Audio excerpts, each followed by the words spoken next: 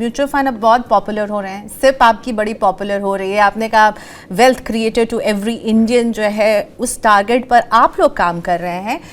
तो क्या वाकई में म्यूचुअल फंड मुझे करोड़पति बना देगा? क्या मैं वेल्दी बन सकती हूँ, वेल्थ क्रिएट कर सकती हूँ म्यूचुअल फंड सिप के जरिए? हम हमेशा एक ही कहते हैं कि अगर आप नियमितता से निवेश करें, अनुशासित तरीके से निवेश करें, तो हम सबका सौभाग्य है कि हम एक ऐसे देश में हैं जहाँ की अर्थव्यवस्था प्रगति कर रही है। हम एक ऐसे देश में हैं जहाँ की अर्थव्यवस्था की प्रगति में यहाँ के बिजनेसेस, यहाँ की जो कंपनीज हैं, उनका योगदान है। वो लिस्टेड है, तो वो जो मुनाफा कमा रही है वो उनके शेयर भाव में दिख रहा है। और एक म्यूचुअल फंड इंडस्ट्री की अगर आप 100 रुपए महीने की भी एसआईपी कर रहे हैं तो भी आप ग्रोथ में पार्टिसिपेट कर सकते हैं। तो आप देख सकते हैं पिछले 25-30 साल में भारत में क्या हुआ है। तो हमारा जैसे एक फंड है एचडीएफसी फ्लेक्सी कैप फंड, जिसमें अगर किसी ने 10,000 रुपए का निवेश किया हर महीने, तो 30 साल के बाद करीब करीब मोटा मोटी उनके 20 करोड़ रुपए हो गए।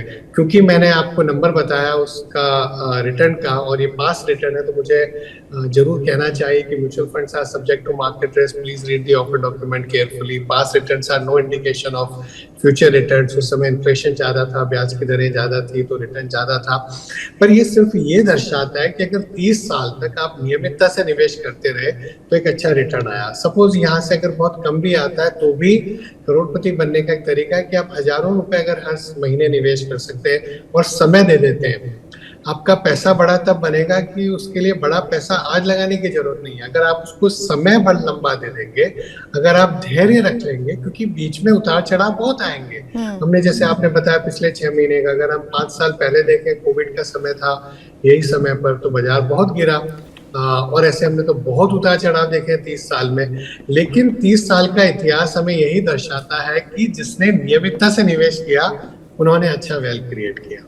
ओके, सो रेगुलरिटी यानी आप कंटिन्यू रखें और समय और कंसिस्टेंसी बहुत जरूरत है। ठीक है। और एसेट एलोकेशन सही होना चाहिए। अगर आप में उतना धैर्य नहीं है कि अगर साल 2 साल बाजार नीचे रहे, बाजार का रिटर्न नहीं आया, फिर भी आप अपनी एसआईपी चलाते रहे और बढ़ाते रहे, नीचे के बाजार में आप ज्यादा निवेश कर पाए, अगर आप में इतना धैर्य और संयम नहीं है, या आपके पास उतना समय नहीं है निवेश करने के लिए, आप अगर कोई 2-4 साल के लिए निवेश करें और बड़ा पैसा आपको अगर वापस चाहिए, तो फिर पूरा पैसा अपना इक्विटी फंड्स में मत लगाइए। बिकॉज इक्विटी फंड्स में हमेशा एक, आपको मैं कहूँगा कि आशंका रहेगी, एक रिस्क रहेगी कि हो सकता है 6 महीने, साल पर 2 साल, कई बार ऐसे पीरियड आए हैं जहाँ पर बाजार ने रिटर्न नहीं दिया या बाजार नीचे भी गया। तो वो धैर्य और संयम अगर आप रख सके तो ही इक्विटी फंड्स में निवेश करिए। ओके, सो तीन जो सीख है वो मैं लेना चाहूँगी आपसे। कंसिस्टेंसी, यानी उसको लंबे समय तक आप चलाएंगे, लंबा समय टाइम देना होगा, और मार्केट के डाउन टर्न में थोड़ा सा पेशेंस रखना होगा। मैं वो एक्रोनिम बहुत बार यूज करता हूँ, एसटीपी वाला, sound investment plus time plus patience. सही तरीके से निवेश करें, सही निवेश करें, लंबा समय दें और संयम रखें। इन तीनों में से अगर आप एक भी निकाल देंगे प्रियंका जी, अगर आपने सही निवेश नहीं किया शुरुआत में, तो कितने भी समय रखा और संयम रखा तो भी सही नहीं होएगा। आपने अच्छा निवेश किया और अगर उसको लंबा समय नहीं दिया तो बड़ा पैसा नहीं बनेगा। और अच्छा निवेश किया, समय भी दिया, लेकिन संयम नहीं रखा, बीच में कभी आप निकालते रहे, बाजार ऊपर गया, अरे नीचे गया, अभी निकाल दीजिए, ऊपर गया, अरे अभी बढ़ा देता हूँ, तो नहीं होगा। तो आपको तीनों चाहिएंगे। STP mantra, easy to remember. Naveen sir, फिर आप क्या देखते हो, क्या गलती कर देते हैं इन्वेस्टर्स, मतलब अक्रॉस द बोर्ड? क्योंकि आप 30 साल से इस इंडस्ट्री से जुड़े हुए हैं, देखते आए हैं। आपने जो मुझे बताया, जब मैं कैश के नंबर्स दे रही थी कि वो जितना कैश अभी एक समय में उतना ईयूएम होता था। सो आपने इतने अप्स एंड डाउन देखे हैं, आप इन्वेस्टर को क्या बताना चाहेंगे कि आप ये गलती करो मत करो, तभी आपको जो है कि एसआईपी से फायदा होगा? प्रियंका जी, मुझे ऐसा लगता है कि 2 या 3 बड़ी गलतियां हो जाती है निवेशकों से। एक होता है बड़ा, एक जिसको मैं कहूँ, चार्ल्स एलिस ने किसने अच्छा लिखा था कि एक तो होता है पीयर प्रेशर। आप हमेशा देखते हैं कि मेरे कोई मित्र ने, मेरे कोई रिश्तेदार ने या मेरे कोई पड़ोसी ने ये शेयर लिया, बड़े पैसे बन गए, ये ऐसे एनएफओ कर लिया, ऐसा एफएनओ कर लिया, और आप क्या कर रहे हो, क्या एसआईपी में लगे हो। ये गलती हो जाती है, पीयर प्रेशर, कि किसी और के बड़े पैसे बन गए, कोई छोटे समय में, और आप वो करने की कोशिश करते हो।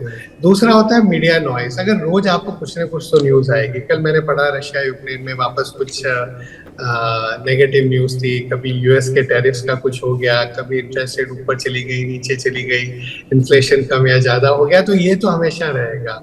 राजनीति में, अर्थव्यवस्था में, बाजारों में गड़बड़ रहेगी। और अगर लेकिन आपने वो नॉइस पे हर बार अगर रिएक्ट किया, अरे कोई आपने नेगेटिव न्यूज देखी, उस समय अपनी एसआईपी बंद कर दी और वापस चालू कर दी, तो वो फिर गलत हो जाता है। तीसरा होता है, मैं कहूंगा कि कहीं ना कहीं हमारे कुछ बिहेवियरल बायसेस होते हैं। ग्रीड और फियर, अगर मैं कहूँ, दो चीजें। कि जब बाजार तेजी है तो आप बहुत ग्रीडी हो गए, सारा पैसा एक ही सेक्टर फंड में लगा दिया, और जब बाजार थोड़ा सा नीचे गया, पिछले कुछ महीनों की मंदी दिखी, तो अरे यार अपनी तो एसआईपी भी बंद कर दो, थोड़ा रिडीम कर लेते हैं, 10% नीचे जाएगा तो वापस लगा देंगे। आप इस तरह से सोचने लग जाते हैं, असेट एलोकेशन अपना गड़बड़ा जाते हैं। तो वो ये 2-3 चीजों का ध्यान रखना बहुत ज्यादा जरूरी होता है, मुझे लगता है कि बड़ा पैसा बनाने के लिए। नमस्ते सर, एसेट एलोकेशन शब्द आपने कई बार इस्तेमाल किया। मैं चाहूंगी एसेट एलोकेशन में आपकी क्या सलाह रहती है, क्या मंत्र होगा जिसे फॉलो करना चाहिए? मुझे लगता है कि उसके पहले भी निवेशकों को करना चाहिए कि अगर आप एक नए निवेशक हैं और आप शुरुआत कर रहे हैं, तो कोई सलाहकार लीजिए, कोई म्यूचुअल फंड डिस्ट्रीब्यूटर से मिलिए, mutual fund adviser, registered investment adviser से मिलिए, जो आपको अच्छे से समझे कि आपकी क्या आय है, क्या खर्चे हैं, आपको कितना बचाना है, किस गोल के लिए बचाना है, और आपके पास समय कितना है, इमरजेंसी फंड कितना चाहिए, और आप कितना निवेश कर सकते हैं। तो वो सब आपकी स्थिति को देखकर। दूसरा, हर एक व्यक्ति की मनस्थिति अलग अलग होती है। एक प्रियंका जी आपका निवेशक होगा, जैसे आपने कहा कि मेरे जो कैमरामैन पीछे खड़े हैं, 2 तरह के होंगे। एक होंगे कि बाजार 10% नीचे चला गया, अरे अपना बढ़ा देते हैं, मेरे को ज्यादा यूनिट मिल रही है, थोड़ा और कर देते हैं, वो घबराएंगे नहीं। एक ऐसा होगा कि अरे यार मैंने तो 50,000 इकट्ठे किए थे, 5,000 हर महीने लगा के, अब बाजार नीचे जा रहा है तो अभी तो रुक जाते हैं, या मैं अपने 50,000 निकाल देता हूँ और अभी जाके कहीं और लगा देता हूँ। तो अभी वो सेम इन्वेस्टर है, सिमिलर तरह के हैं, सिमिलर तरह की उनकी इनकम है, सिमिलर तरह की हो सकता है उनकी उम्र हो, उतना ही समय हो, लेकिन फिर भी अलग अलग बिहेव करते हैं। तो वो बिहेवियर को समझ पाना, उनकी मनस्थिति को समझ पाना, उनकी साइकोलॉजी को समझ पाना, वो भी बहुत जरूरी है। बट कई एक ऐसे होते हैं जो एक मोटा मोटी रूल बोलते हैं कि आप 100 माइनस आपकी एज जितनी है उतना इक्विटी में लगाना चाहिए। तो अगर आप 25 साल के निवेशक हैं और तो 100 माइनस 25, 75% आप लगा सकते हैं, क्योंकि आपके पास बहुत लंबा समय है। अगर कोई 2-3 साल ऐसे बीच में गए जो बाजार में मंदी का माहौल रहा, तो भी कोई बात नहीं, आपको तो और ज्यादा निवेश करना है। और जैसे जैसे आपकी उम्र बढ़ती जाती है, उतना उतना इक्विटी एलोकेशन कम करके फिक्स इनकम एलोकेशन कर लेना चाहिए। एक तो आपका बेसिकली बिहेवियरल बायस क्या है, मतलब आप फाइनेंशियल मार्केट को जब देख करके आपके दिल में क्या चलता है? Fear and greed again comes to the centre stage कि आप कैसे उम्र भी कितनी है, उम्र भी कितनी है, बिकॉज आपके पास जो एक बड़ी वेल्थ है वो है कि आपकी इनकम बढ़ेगी हर साल धीरे धीरे। तो भारत में तो यही माना जाएगा। तो आपकी कैपेसिटी और इन्वेस्ट करने की होएगी, बट आपकी मनस्थिति भी वैसी होनी चाहिए कि अगर बाजार खराब गया है तो आप और निवेश करेंगे, आप निकालेंगे नहीं उस समय पर। नवनीत सर, अगर आज किसी को 10,000 रुपए की सिप शुरू करनी है फॉर लॉन्ग टर्म, तो आप उनका पोर्टफोलियो कैसा होना चाहिए अगर वो 10+ ईयर के लिए इन्वेस्टमेंट शुरू करना चाहते हैं 10,000 की सिप से, या फिर अगर 10,000 की स्लिप / 1 लाख का अगर कोई लमसम इन्वेस्टमेंट करना चाहता है 10 साल के नजरिए से लॉन्ग टर्म? जैसा मैंने पहले कहा कि सबसे पहले तो ये नहीं सोच रहे हैं कि 10,000 की सिप से मैं शुरुआत करूं। आपका टोटल पोर्टफोलियो क्या, आपका पैसा कहाँ कहाँ लगा हुआ है, आपका खुद का घर है या आपको कुछ समय बाद अपना घर लेना है, आपको बच्चे हैं, बच्चों के एजुकेशन के लिए चाहिए, या आपको अपने रिटायरमेंट के लिए पैसा बनाना है, वो एक क्लैरिटी होनी चाहिए और उसके बाद निर्धारित करना चाहिए। दूसरा, आप जब मेरे से पूछ रहे थे पहले गलतियों का, तो एक गलती लोग कर देते हैं कि कोई वेबसाइट पे जाते हैं, देखते हैं पिछले 1 साल में सबसे अच्छा किस फंड ने किया और पूरा पैसा उसी में लगा देते हैं। वो कोई सेक्टर फंड होगा, कोई थीमेटिक फंड होगा, बट उसमें क्या रिस्क है वो नहीं सोचेंगे।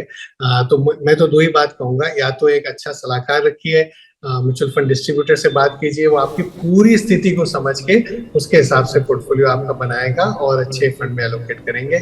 या अगर आप खुद ही कर रहे हैं, और अगर आपको अपने आप पर विश्वास है और आपने समझा है, तो मैं कहूंगा कि शुरुआत में कुछ डाइवर्सिफाइड इक्विटी फंड, जैसे फ्लेक्सी कैप फंड हो गया, जिसमें आप mid cap, large cap, small cap, अलग अलग सेक्टर्स है, थीम्स में फंड मैनेजर अपने हिसाब से निवेश करते हैं। तो ऐसे फंड से शुरुआत करिए, और जब आपको धीरे धीरे कुछ वर्षों में और कॉन्फिडेंस आने लगे और कुछ और फंड्स आप जोड़ना चाहें तो आप उसमें जोड़ें। लमसम का भी मैं यही कहूंगा कि भाई आज आपके पास 1 लाख रुपया है, तो कई निवेशक पूछते हैं कि मैं पूरा लगा दूं या धीरे धीरे करूं, तो दो कर सकते हैं। अगर आपको धीरे धीरे वो रकम बढ़ने वाली है और आप काफी लंबे समय तक एसआईपी करने वाले हैं, तो भले ही अगर आप पूरा भी लगा दें, बाजार नीचे भी जाएगा तो फर्क नहीं पड़ेगा, 10-20 साल बाद जाके वो एक बहुत छोटा सा इम्पैक्ट आपको लगेगा। दूसरा तरीका एक एसटीपी का होता है। एक तो एसटीपी मैंने बताई वो अलग है, एक होता है सिस्टमेटिक ट्रांसफर प्लान, कि आप 1 लाख रुपया कोई मनी मार्केट फंड में या लिक्विड फंड में लगा दिया, सपोज आपने एचडीएफसी लिक्विड फंड में लगाया, और उसमें से आपने कि भाई 10,000 रुपये हर महीने में अगले 10 महीने में, या 20,000 रुपये हर महीने अगले 5 महीने में मैं एक इक्विटी फंड में ट्रांसफर कर दूं, तो वो भी आप एक कर सकते हैं। ये भी सुविधा हमारी इंडस्ट्री देती है। नवनीत सर, 250 रुपए की सिप, ठीक है, ये अब बाजार में आ चुकी है, और इसका इम्पैक्ट या असर कैसा देख रहे हैं? क्या लोग 250 की सिप के लिए ऑप्ट कर रहे हैं? आपको लग रहा है इससे आपके इंडस्ट्री का AUM और नंबर ऑफ यूनिक इन्वेस्टर बढ़ाने में मदद मिलेगी? तो इसका AUM का टारगेट नहीं था, नंबर ऑफ इन्वेस्टर्स बढ़ाने का इंडस्ट्री पूरी मेहनत कर रही है। हम एमफी से पूरी कोशिश कर रहे हैं प्रियंका जी कि हम ज्यादा से ज्यादा निवेशकों तक पहुंच पाए, और उसी जो हमारा उद्देश्य था उसके अंतर्गत ही हमने एक नई मुहिम चालू करी कि मिनिमम अमाउंट 250 रुपए से भी निवेश की शुरुआत करी जा सके। कुछ फंड हाउसेज हैं जिनका अमाउंट तो और भी कम है। हमारे HDFC में हमने कुछ समय पहले मिनिमम अमाउंट 100 रुपए कर दिया था कि आप 100 रुपए खरीदने से भी अपनी निवेश की शुरुआत कर सकते हैं। बाजार को समझिए और निवेश को समझिए, और धीरे धीरे आप उस रकम को बढ़ा सकते हैं जैसे जैसे आपकी आय बढ़ती है और आपकी समझ बढ़ती है। तो पर ये सब जो जितने भी प्रयास है इंडस्ट्री के प्रियंका जी, वो यही है कि हम ज्यादा से ज्यादा निवेशकों तक पहुंच पाए। उनको एक तरह से आदत लगाने की बात है, क्योंकि 250 की सिप और 100 रुपए की सिप से कोई बहुत बड़ी वेल्थ क्रिएशन की जर्नी में तो बहुत वक्त लग जाएगा। आप सोचिए, वो भारत एक हम सब हमारा सौभाग्य है कि हम एक ऐसे देश में हैं जहाँ अर्थव्यवस्था 6-7% पर ग्रोथ कर रही है, और अगर आप इन्फ्लेशन उसमें जोड़ेंगे तो अगर आप 9-10-11% पर भी हर साल ग्रो करते हैं, तो आप सोचिए 100 और फिर आगे हर महीने आपका बढ़ता रहेगा जैसे जैसे आपकी इनकम बढ़ेगी। आज जो एक व्यक्ति कोई अपना नया जॉब ज्वाइन करता है, लेकिन आप देख सकते हैं आज हमने भी आज 30 साल पहले जब ज्वाइन किया था तब हमारी सैलरी क्या थी और आज हमारी सैलरी क्या है। अगर आप बिजनेस में हैं तो आपकी इनकम बढ़ रही है। तो वो तो एक शुरुआत करनी है कि आप एक अकाउंट खोलने के लिए बड़ी रकम होना जरूरत की आवश्यकता नहीं है। आप जब शुरुआत करिए और फिर धीरे धीरे आप उसको बढ़ा सकते हैं।